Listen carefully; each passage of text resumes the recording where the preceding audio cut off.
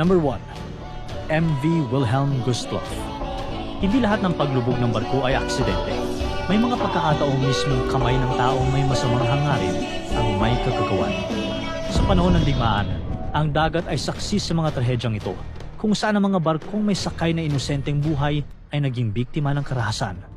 Katulad na lamang noong January 30, 1945, panahon na papalapit na ang katapusan ng World War II, libu-libong German refugees ang nagtipon sa port ng Gdynia, Poland. Mga desperado at sabik na silang makauwi sa Germany.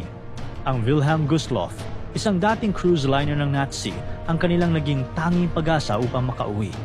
Dati itong dinisenyo para maglaman ng 1,465 na tao.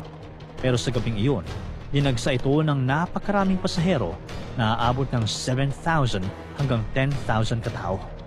Kabilang ang mga sundalo, sibilyan at mga bata. Lahat na nangangarap na makaligtas sa papalapit na Soviet forces. Sa kalagitnaan ng sobrang ginaw na gabi, umalis ang barko patungong Kiel, Germany.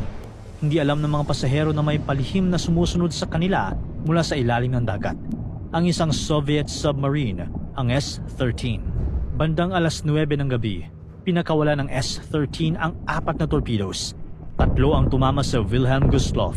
Bawat isa'y sumabog ng malakas at binasag ang katahimikan ng dagat at nagdulot ng matinding kaguluhan sa loob.